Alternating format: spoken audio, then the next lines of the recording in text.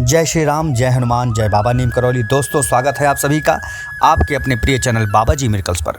दोस्तों, बाबा नीम करौली जिन्हें भक्त साक्षात हनुमान जी का स्वरूप मानते हैं, वही बाबा नीम करौली जब अपने भक्तों पर कष्ट आता है तो किसी न किसी तरीके से उसे हल जरूर कर देते हैं।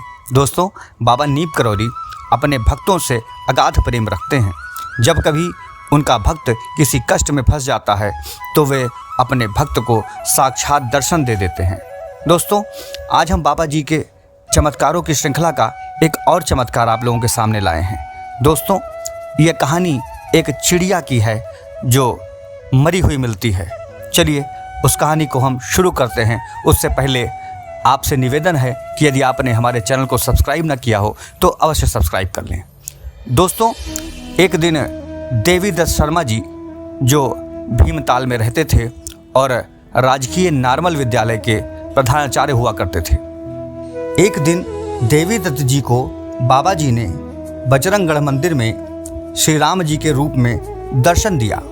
उसी दिन से वे बाबा के भक्त हो गए। एक दिन की बात है, वे अपने विद्यालय में ठंड का मौसम था और टहल रहे थे। उस दिन उन्होंने एक कोट पहन रखी थी। अचानक उन्हें एक चिड़िया मरी हुई दिखाई पड़ती है। वे उस चिड़िया को उठाकर अपनी जेब से रुमाल निकालते हैं और उसमें उसको लपेटकर अपनी कोट के जेब में रख लेते हैं। होता क्या है कि दूसरे दिन उनको कैंची धाम जाना होता है। जब दूसरे दिन वे उसी कोट को पहनकर कैंची धाम जाते हैं और बाबा जी को प्रणाम करते हैं और भक्तों के बीच में बैठ जाते हैं। बाबा जी कुछ देर बाद उन्हें कहते हैं कि तुम्हारी कोट की जेब में क्या रखा है।